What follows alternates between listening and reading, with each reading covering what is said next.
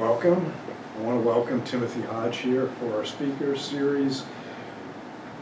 Professor Hodge is Associate Professor in Economics at Oakland University in Michigan. He's also Department Head of the Economics Department. His research focuses on issues related to property taxation and land valuation, with particular emphasis on Michigan's economy. He's also interested in the effects of various policies from the perspectives of public finance, urban economics, and health. His research is published in National Tax Journal, Regional Science and Urban Economics, the Southern Economic Journal, Land Economics, Real Estate Economics, Public Finance Review, Applied Economics Letters, Public Finance and Management, and the Journal of Regional Analysis and Policy. Prior to joining the faculty of Oakland University, he was an econometrician in the marketing analytics and dealer analytics groups at Ford Motor Company and a visiting assistant professor of economics at Allegheny College. He's also taught courses at Alma College, taught Introduction to Statistical Analysis for Appraisers for the American Society of Farm Managers and Rural Appraisers. He was a research assistant at Michigan State University and has been hired as a consultant by various firms seeking land valuation expertise. He holds a PhD in agricultural economics from Michigan State University and a bachelor's degree in economics from Calvin College. Tim, welcome.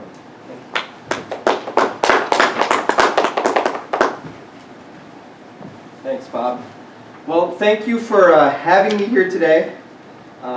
Thanks for giving me the opportunity to talk about housing, housing policy, and housing affordability. And housing, I just want to say, if you could tell by some of the publications, Land Economics, Real Estate Economics, real estate and housing is something that I'm very passionate about.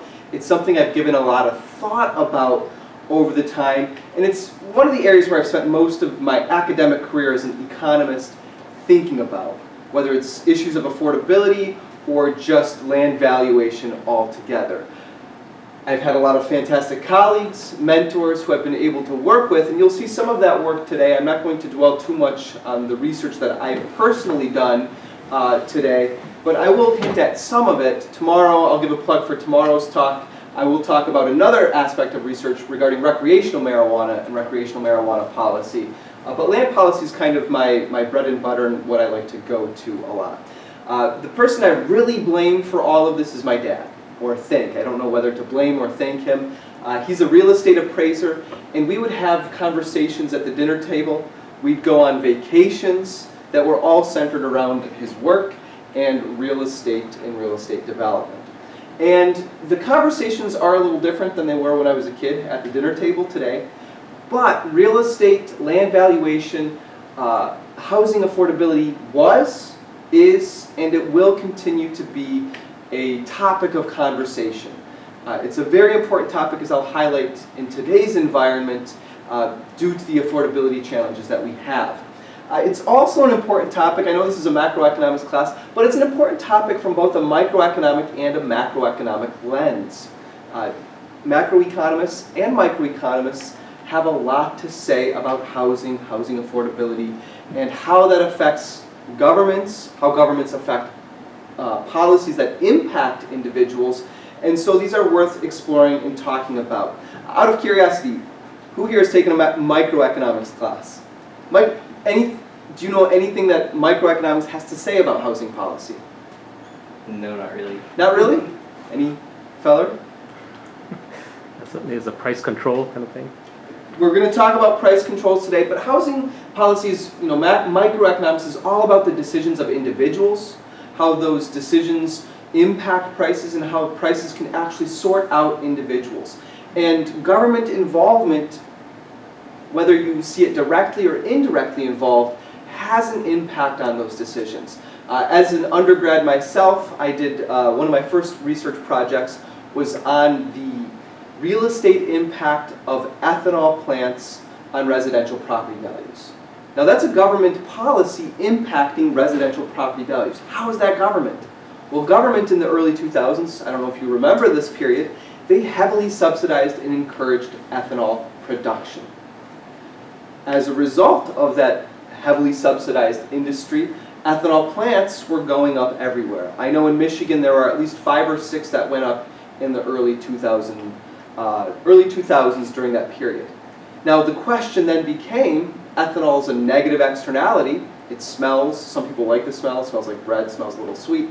Others don't like the smell. So the question naturally became, well, what effect does this have on residential real estate prices? I was able to measure that, and we saw a negative effect, depending on the location and whether you could actually see the ethanol plant itself. So government policy, government decisions matter when it comes to microeconomic questions. They matter for other microeconomic questions. We have tax policy that affects decisions. In Michigan, we have a tax policy that essentially locks people into their homes. We've estimated that people stay in their homes for 7 to 14 years longer as a result of one simple benefit that you get to keep with you as long as you stay in your own home. But it's also a macroeconomic issue. Any guesses as to some of the macroeconomic conversations around housing? I mean, just like the prices of housing? The prices of housing, the interest rates. The interest rates have a direct impact on the mortgage rates. Those can also lock individuals in because they don't feel they're able to move because housing's becoming too expensive. And we'll talk about all of those. So housing can be positively and it can be negatively affected by governments, as you can perhaps see by the slide that I have. We often think about the negative outcomes from governments, but there could be some positives as well. And we'll talk about that, thinking about a very specific case of government involvement. And we'll ask this specific question on this simple policy idea throughout today's conversation. Now I do want to say we're going to look at how rent control could either be a solution or a setback for housing affordability. But why am I even approaching this topic? I don't know if you know anything about rent control, but this has been a topic that's been around for a very long time. Any guesses as to when rent control was first introduced in the US? Shortly after World War II. Rent control was kind of a big government policy for trying to keep rents affordable in major cities.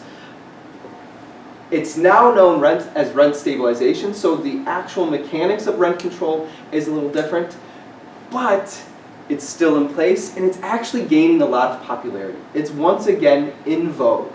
Why? Because we do have an issue surrounding affordability, not just in big cities, but nationally. What I like to think about, or what I like to show, is a slide like this. Any guesses as to what I'm highlighting in this slide? Average housing prices? This is the median house price across the US. And what do you notice about this? It's going up a lot. Not only is it going up a lot, the thing I always like to highlight, in here we have this housing bubble, this market where people said housing was too expensive. We had the Great Recession that we saw a large decrease in housing. People were underwater, there were a lot of issues with that, but it's only grown exponentially almost since. Especially if we look past 2020, we had a large growth in housing. Housing is an incredibly important topic. Affordability is an incredibly important topic. And I love talking about this issue. It's one of my favorite things to talk about. Why housing affects everybody. We need places to live. The other thing I love talking about this with various age groups is everybody has something to say.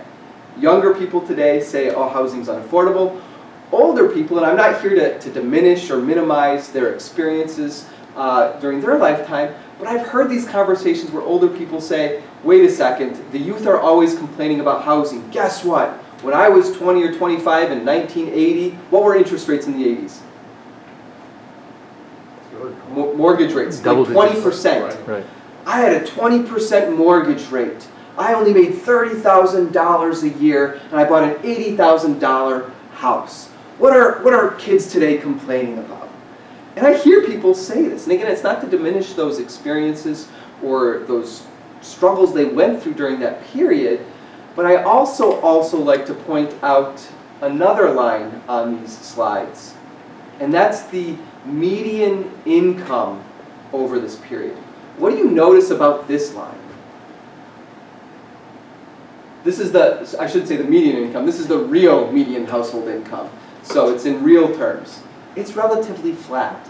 We've gone from a period in the 80s where the price to income ratio was 1.2, 20% more, to now it's 5.8. 180%. To think about this in different terms, right now we're in a period where the monthly cost of housing is on average about 40% of an individual's take-home pay.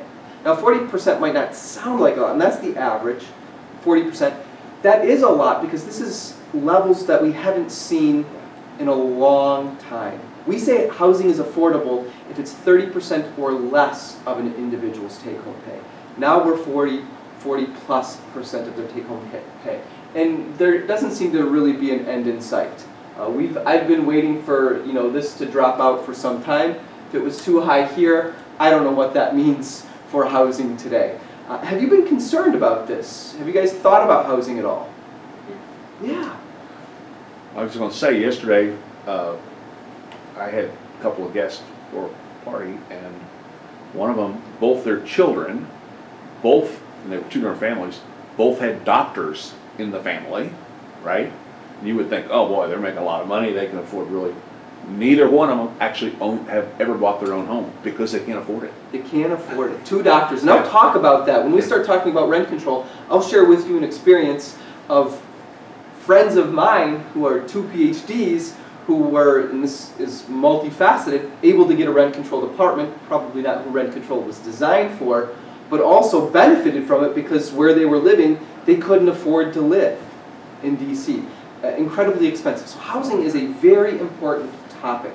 Now, something else I like to point out, other than the unfounded complaints about how high interest rates used to be or mortgage rates used to be, is some of these individuals who are complaining about the complaints of the youth of today are part of the problem.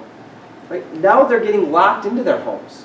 They see the mortgage rates and they say, oh yeah, it's 6-7%. They're getting locked into their homes though because they say, I don't want to buy a smaller home for more than what my current home was purchased for. I don't want to go back into debt. So now they're in housing that's too large for them.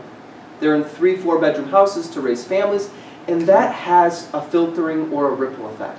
That then means the families who need to move into those houses can't. The supply is reduced, which has a ripple effect on down to where we'll see rents in a few moments. Here's another way of thinking about this. This is just 1 year to the next, how much housing can change in a short period of time. In 2021, we have basically the same house. It actually went down in price a little bit in 2022, but interest rates went up, so the payment went from $2,000 to over $3,000. These are large changes in short periods of time.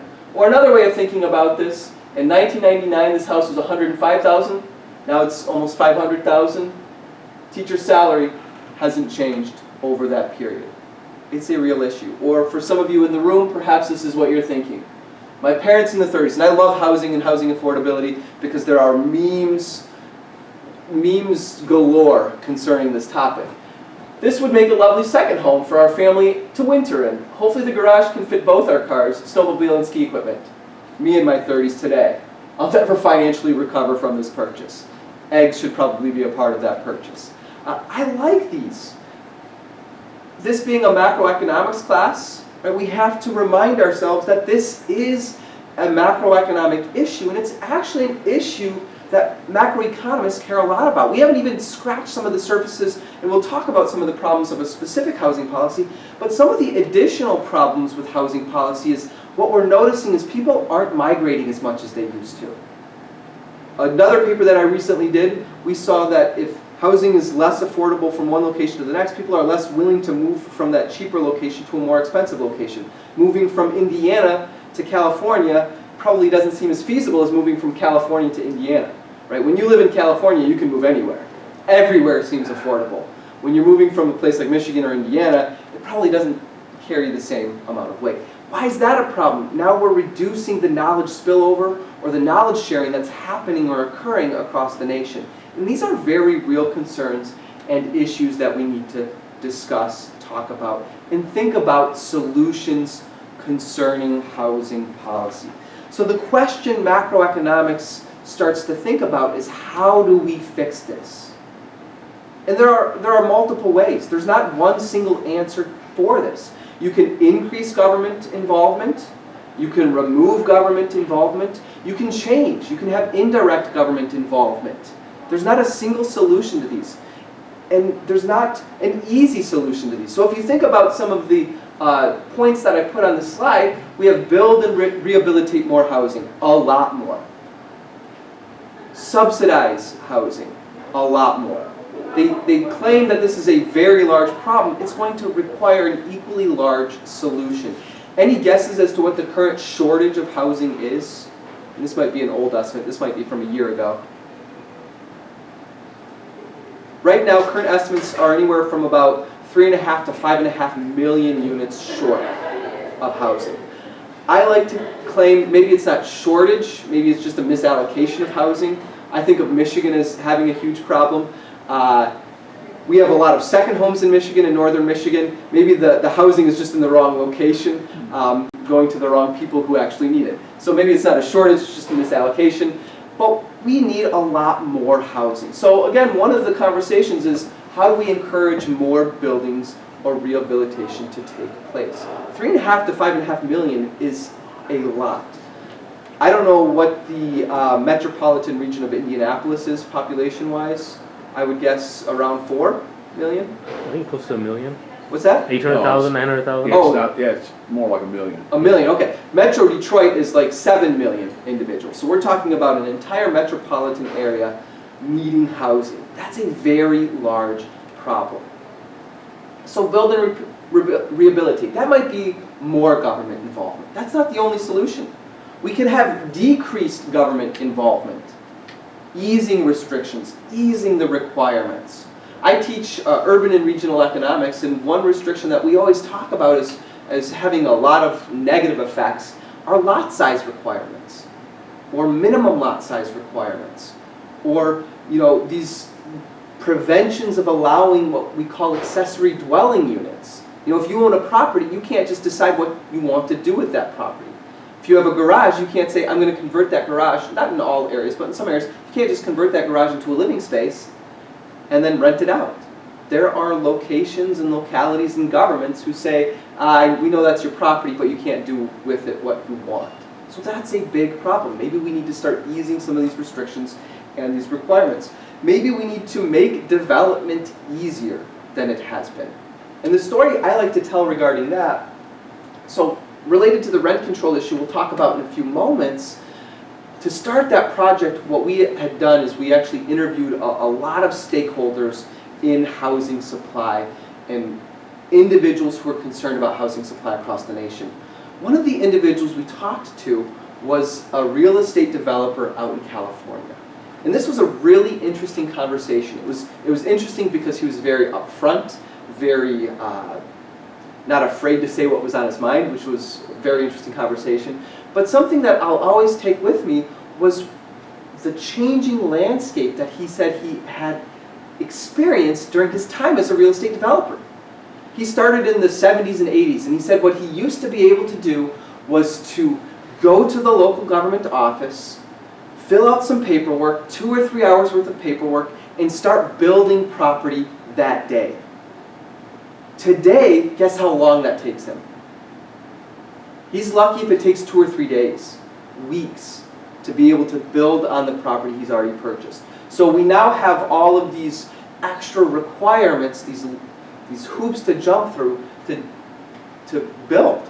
Maybe we need to ease up on government policy. And I think government's been one of the largest growing sectors over the last couple of decades. And now we can start to see why. There's a lot more bureaucracy that's in place. So more government involvement, less government involvement. Maybe we need indirect government involvement, or governments to get involved to change policy, or to encourage banks to allow portable mortgages, or encourage commercial space conversions. We have a huge problem with commercial space. The problem with that, though, is we don't have a problem with the Class A properties. It's the Class B and C properties, which are different levels of commercial space, that probably would require a lot more kind of investment to convert it into actual living space.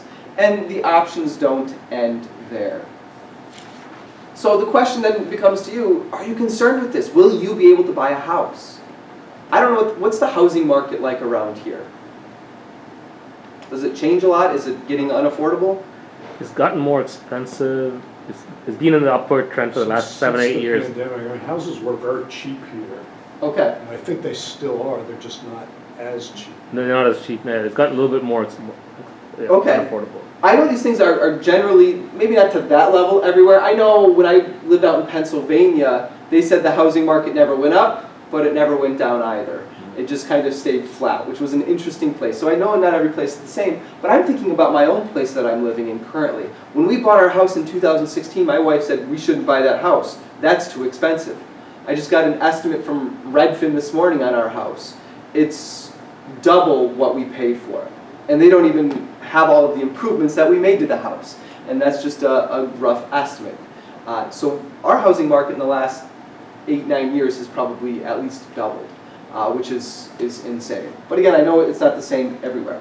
Something else that we need to keep in mind is I've been talking a lot about housing, but again, what's happening to housing is happening to rental properties. Again, that filtering effect. Rentals, if housing is not meeting supply, what's that going to mean for rental demand? It's going to go up. What's that going to mean? Prices are going to go up. And we're going to see those effects. Something else I love about thinking about housing and rental policies is this. What do all of these have in common? Have you seen these before? The Friends apartment is ludicrously large. So we have the Friends' nice, ludicrously And large that's apartment. Jerry Seinfeld's, that's also notoriously gigantic for a New York apartment. Yeah, so we got 2 very large New York apartments. We have another television show. That's what happens when Roommates. people who live in Los Angeles think they know what New York City is like. So what I love about this topic is it's all pop culture. Pop culture actually references housing What are the other affordability. 2 shows? This is Girls and this is Broad City. They also take place, I believe, in Manhattan. At least Broad City does, or New York-based television shows. But pop culture talks about affordability a lot. A common solution that they often talk about is our topic for today, rent control. Rent control has been a staple of pop culture for decades. And it's ludicrous the way they represent these rent-controlled units. Anybody here watch Friends before? They actually have an episode on how they got the apartment. Monica's aunt had this rent-controlled apartment, and it was incredibly cheap. Seinfeld has multiple episodes on rent-controlled apartments. Now, what we're going to notice or perhaps talk about in a little bit is that a good representation of what rent-controlled apartments probably look like? Don't know. If not, why? So again, it's a staple, so it's fun to talk about these conversations, and I like it because it brings out these important economic topics and conversations to the broad audience of the general population, and it makes them aware of basic economic issues that are important. Something else I like about this is that academics do watch television. I'm notorious for watching a lot of television. I'm always asking my students, have you guys seen this show? Nobody raises their hand. I'm like, what about this one? Nobody raises their hand. But academics like watching television, especially shows like Seinfeld. There's a whole economics website dedicated to Seinfeld economics. It's called Yada Yada Yada Economics. And you can find relations to all economics. So it's fun. Economists love TV shows so much that we write about TV shows that write about topics related to economics. There's a circular effect there. But it brings economics thinking into everyday conversations. That we see these ideas reflected in memes. It makes it more accessible, it makes it more fun to think about, but what we're really doing at the end of the day is addressing fundamental economic principles, thinking about some of the roles that governments might play, and bringing them to light in more humorous ways. So these are really important topics of conversation. Now, to shift a little bit more concerning rent control itself, let's think about the pros and cons of rent control. Whether you saw it through the television shows or just thinking about what we would expect when rent control is in place. What might be some pros or cons about rent control? Any thoughts? Why might we want rent control in place in the first place? What's the goal of rent control? Or what might be the goal?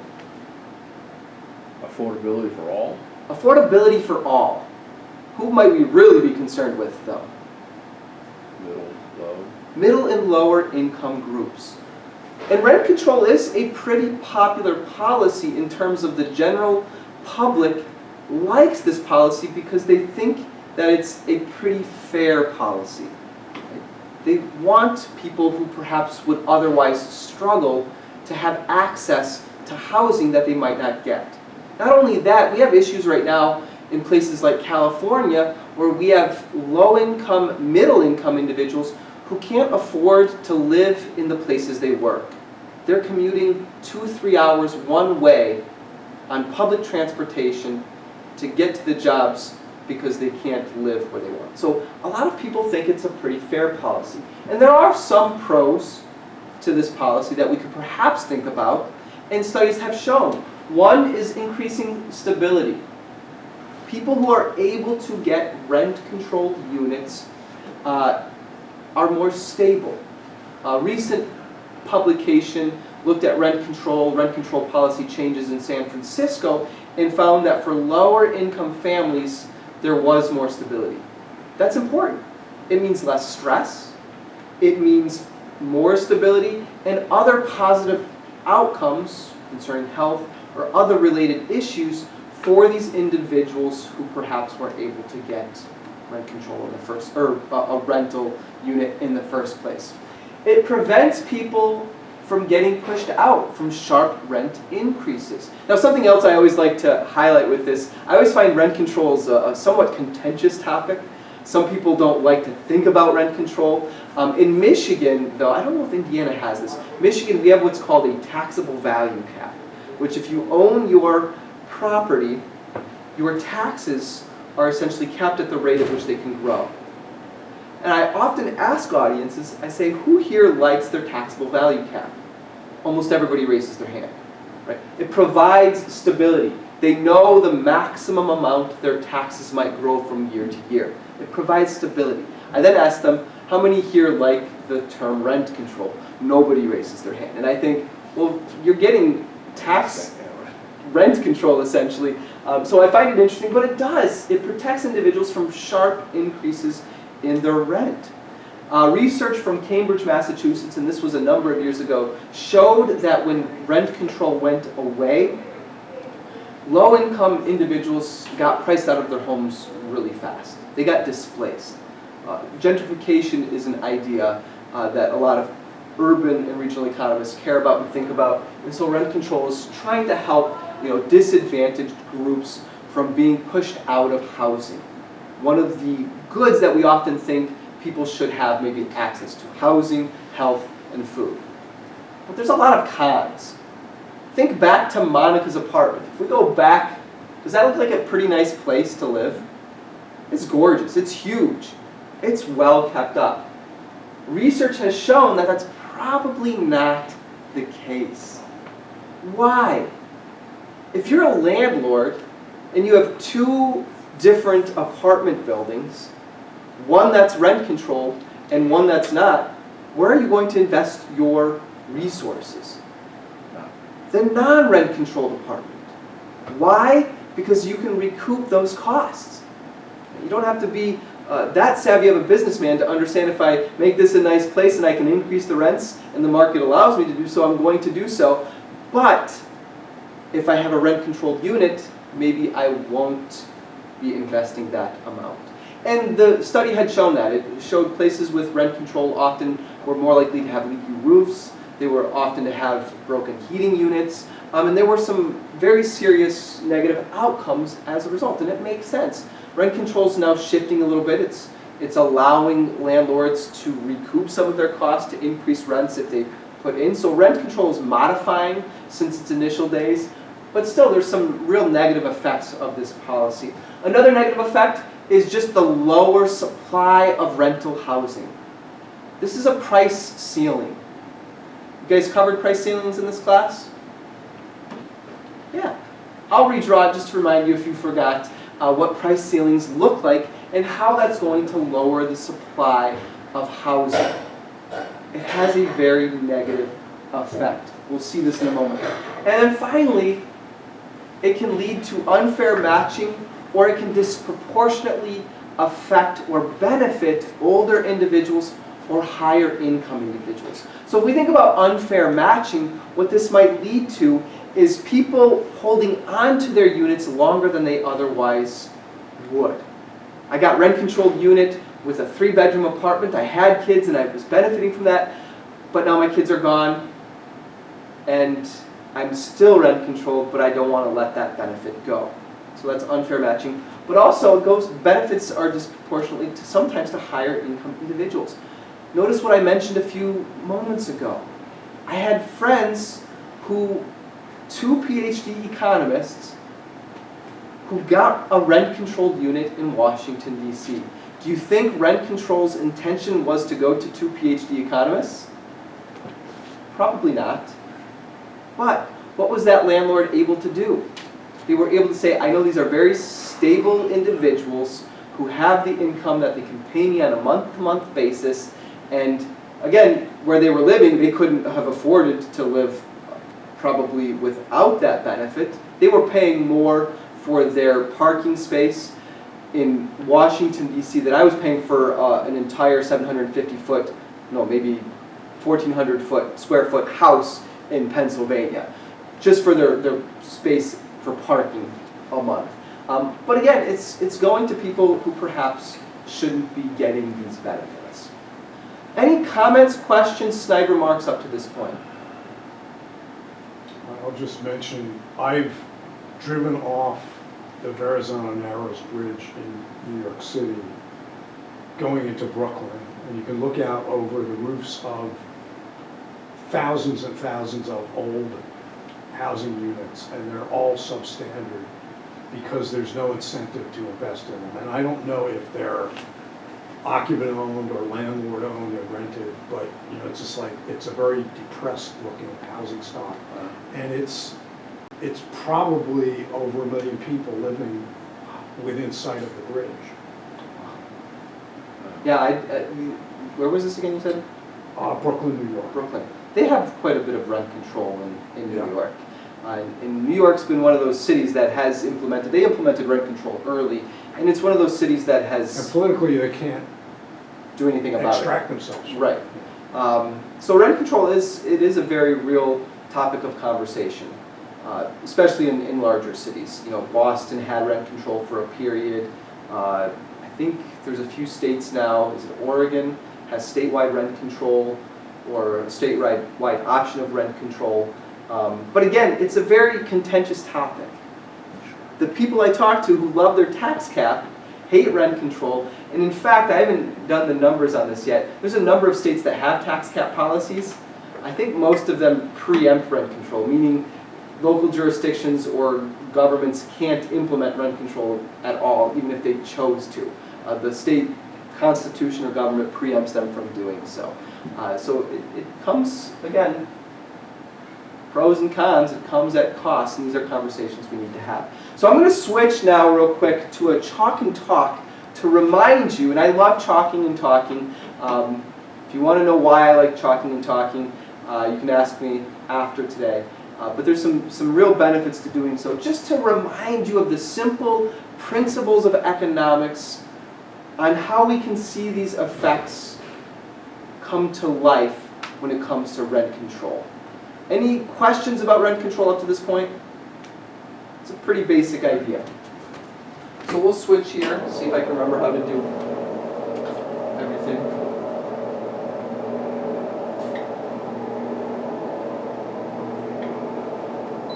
I did it. So we think about rent control. Rent control is this idea of being a price ceiling.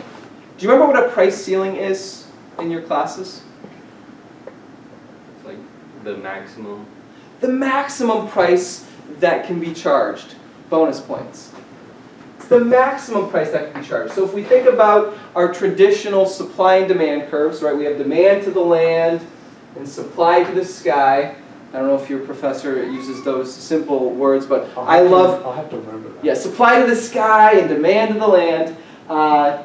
If you recall this, right, we love these markets because we get this nice equilibrium price, we get this nice equilibrium quantity, and we say with a policy like rent control, we have a price control, which is a price ceiling, which is a maximum amount that can be charged for a unit. Now, if we think about this, we might have a situation, I'll talk about this in a moment, where rent control might not have any effect in a market.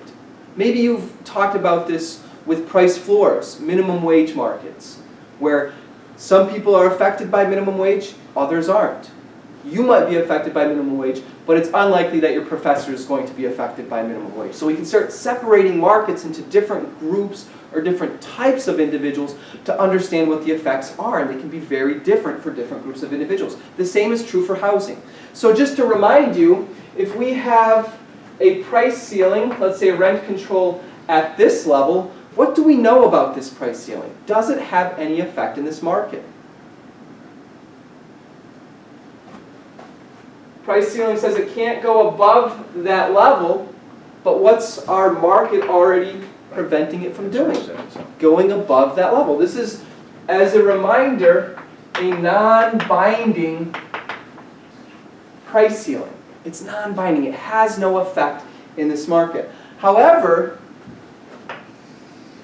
if we put a rent control that's below our equilibrium, again, the market would like to move to a higher amount, but it's prevented from doing so.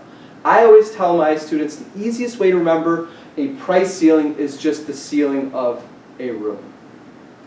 A ceiling is the maximum spot in a room. If a ceiling is above us, what are we feeling? We're feeling pretty comfortable. We're not feeling constrained in any way. We're not bound in any way. But as soon as that ceiling gets lower and lower and lower, I always like to draw this bent over individual.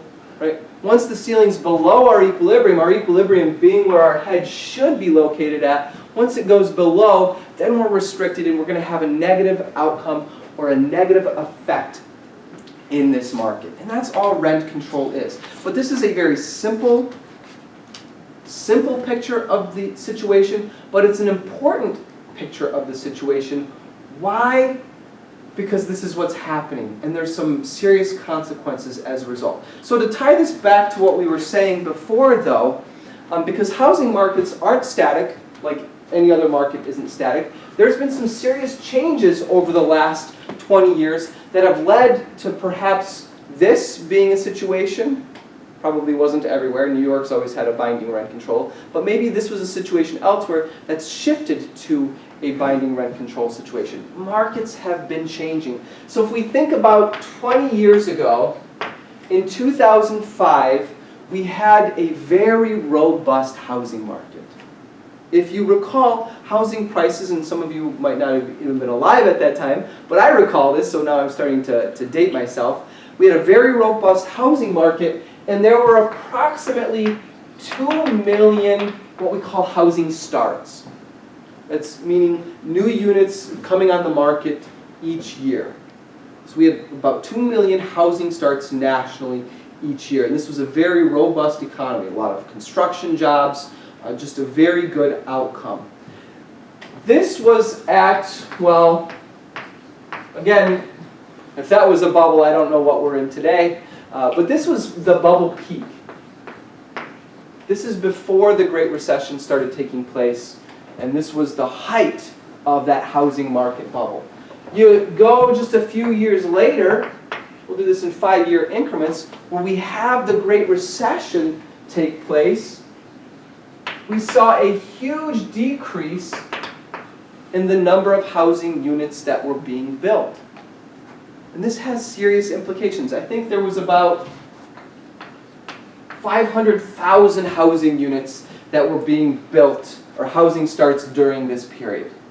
And then it took a long time for bankers, individuals, to have confidence that this housing market wasn't just going to bubble up again and burst. Again, a lot of people lost their homes, They lost a lot during that Great Recession period, and there was a lot of hesitation. Again, when we bought our house in 2016, I bought my first house in 2015, end of 2014. I bought my house and then we sold it a year and a half later for, I don't know, $40,000, $50,000 more than we paid for it. So we were starting to see a huge upswing in the mid-2015s. We bought our house, and again, my wife was saying, we shouldn't pay this much for a house. We were concerned. Why? We lived through the Great Recession. We thought housing was bubbled and it was too expensive. It was getting too expensive again. So a lot of people were hesitating. Markets were hesitating. Construction markets were hesitating. And even in 2015, where we start to see this ramp up of housing again, we were only, I think, at about 1.1 million housing starts. So this is this period of kind of expansion or growth. But what do you notice? It's still below the pre-recession levels. Fast forward to today. We can do 2020 plus. Now what happened in 2020? COVID, the pandemic. How do you think that affected people's decisions to purchase housing? They stopped. And they were especially starting to get worried because, again, you saw those numbers pre-COVID. It was spiking. People were worried about a bubble once again.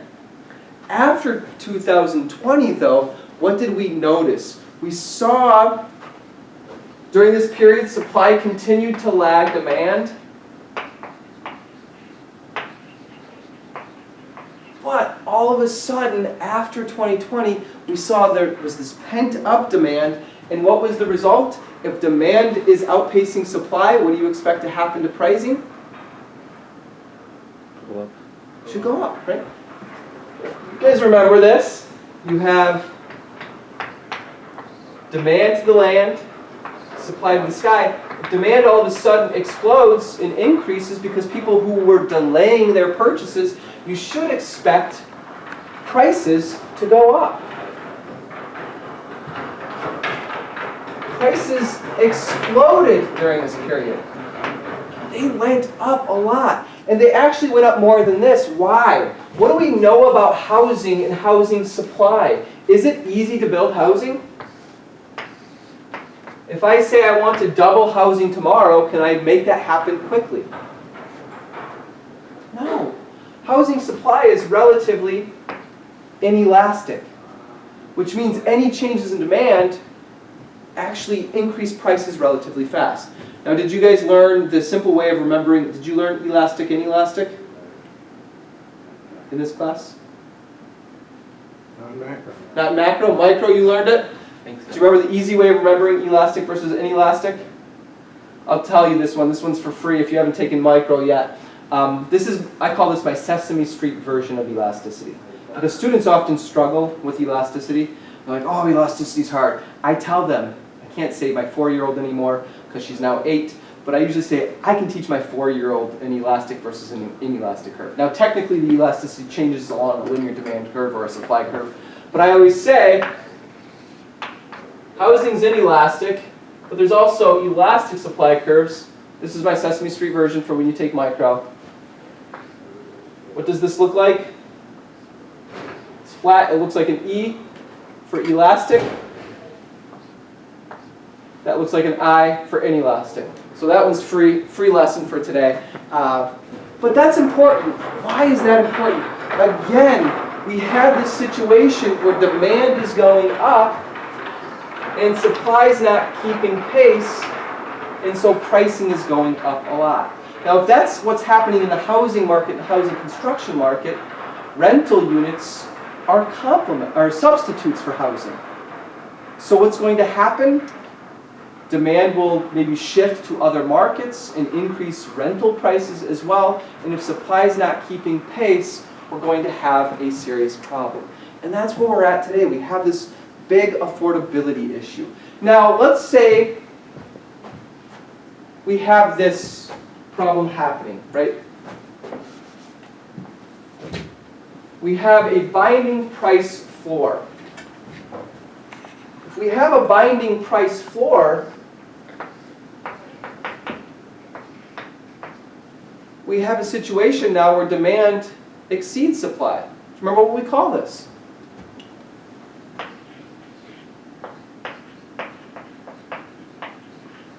A shortage.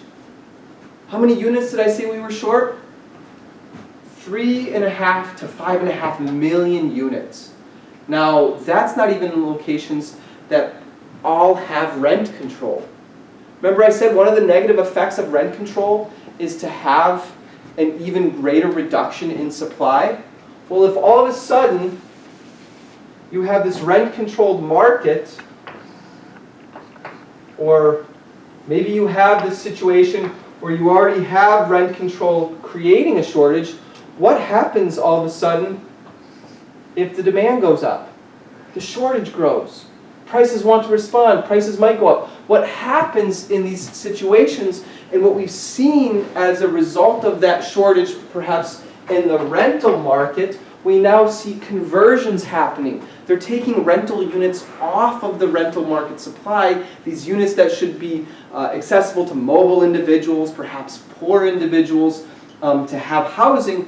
They actually reduce the supply of rental units and they convert them to other uses. That same paper I talked about earlier, they said that, what was their actual estimate? I think I have it here. It reduced the rental supply in San Francisco by 15%. They converted those to condos. They converted them to short-term rental properties like Airbnb. They redeveloped them because the laws allowed them, if you reconvert these or convert these to other uses, you can recoup those costs and they're not subject to rent control any longer. What other effect does this have? Well, then the demand is still there for rental units perhaps. What happens to non-rent controlled units? The demand probably goes up for those units. So those same researchers that saw a reduction in the supply of housing for rental units of 15%, they saw an increase in the rest of non-rent controlled units by 5.1%. So these have ramifications beyond the units that are subject to control in the first place. Now there's actually a lot of research on this topic. Economists have looked at this for years. Again, rent control's been around since World War II. And we see the same effect. There's been a number of researchers who've said it reduces the supply, it reduces the supply, it reduces the supply. However, I actually think there's a little bit more nuance to that supply reduction. And we thought about this for a while, because going back to that conversation we had about minimum wage, what if you have two different markets? Could we think about, now again, we're just using simple supply and demand like models, simple logic, simple intuition, but how do we explain the world around us? We can now say, what if we have this supply of rental units, and we think about that as overall supply, but maybe we have different demands for different types of units. Are all rental units the same? No. Maybe we have some demand for high units, and we could play with the supply curve if we wanted to as well, but we also have a different set of units that are of lower quality, smaller sizes, should be smaller prices, maybe the units that should go to low-income individuals. Maybe that's our goal, is to allow low-income individuals to have access to housing in areas where they can get jobs. Now if we impose some rent control policy, what's the effect? Well, maybe we say they're exempt from rent control. These units, we're not going to affect them. They're new builds, they're built after 2000 or 2010, they're larger builds, maybe they're 1,000 square foot, they're in nicer neighborhoods. We're not going to subject them to rent control. So is it affecting them at all? No, there's no effect over here. Is there effect in this market? Is this a binding or non-binding rent control for this low demand or this low quality market? Non-binding. It's non-binding, so right now there's no effect. So what some colleagues of mine and I decided, we said, yeah, there's been a lot of research on rent control, and we know supply goes down, but is there nuance there? What happens to the low valued property? Is there a different effect? So what we were able to do is we were able to look at, and it was a lot of fun, anybody interested in economics, we're going through a real data revolution right now. We were able to use machine learning techniques to web scrape and pull a bunch of newspaper articles across 27 metropolitan areas that have changed rent control policies over the last 25 years. We were able to collect all of that data, we validated, we did all of this work to understand, well, then we collected a bunch more data with census data, thinking about, well, we have some housing supply that's not affordable. Maybe it's more than 100% of the area median income. So these are the units that are perhaps supplied to richer individuals. 100% of the area median income. Most of us can't afford that, but there are a select few who can. So we bucketed all of the rental units and we said, what's the effect on the very lowest quality, or not the lowest quality, the lowest valued property, the supply, so less than 30% AMI, then we went 30 to 50, 50, so on, up above 180. And what did we see? We did see there was a decrease in overall supply, but some of that decrease was affecting perhaps the high rental units in those rent-controlled areas. What we actually walked away with is an increase in the supply of rental units for low-income housing. So there are nuanced effects. And that's interesting and exciting. Again, we can't just put a one-size-fits-all model. It's the same thing with thinking about government policy. Is the government policy good? Is it bad? I'm an economist, so how many arms do most economists have? Right? 2. I'm a 2-armed economist. And so I want to highlight that these things aren't necessarily always as straightforward as they seem. We can use our simple models for understanding these differences, but they're important differences to think about. Because now what do we have? We do have an increase for some units, even though there's a decrease for others. But who are we perhaps trying to target with these policies? So now I ask the question I had at the beginning. Is rent control a solution or a setback for housing affordability and affordability problems? Yes. Yes. It's complicated. It's very complicated. And hopefully, you're starting to see that today. So we'll take comments, questions, and what I like to tell my students, snide remarks are always welcome.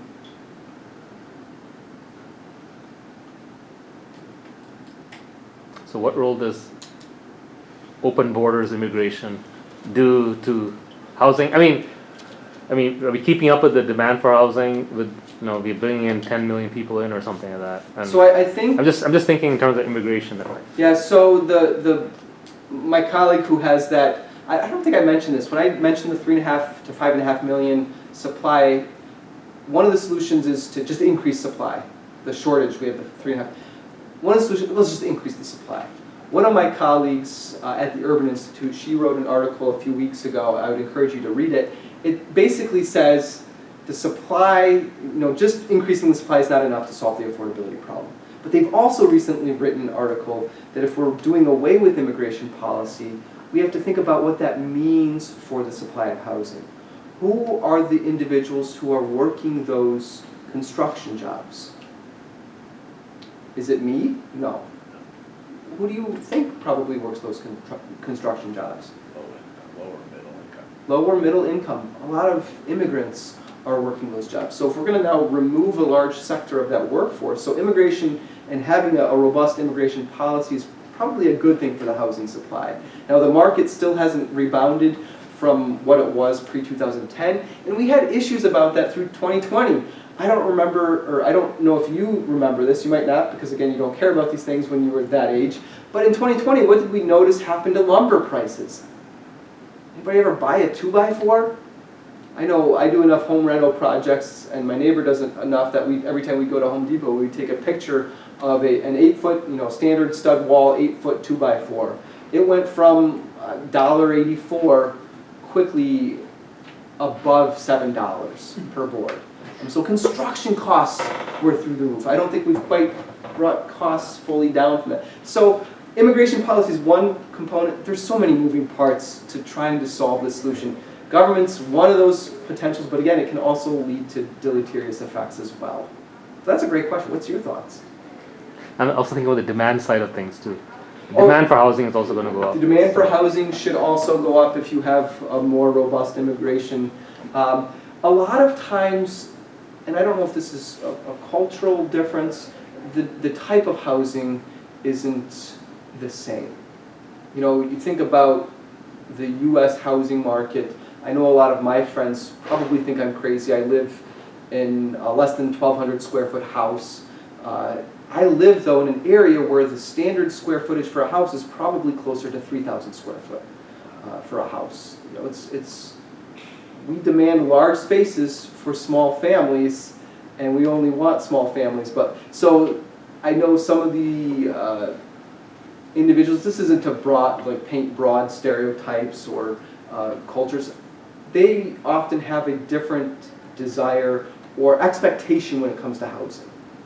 My friends, they expect to have new housing as a 22-year-old graduating from college. No, that was never really the expectation, even for my parents. They needed sweat equity. They bought an old house, refinished it, refurbished it, and went from there.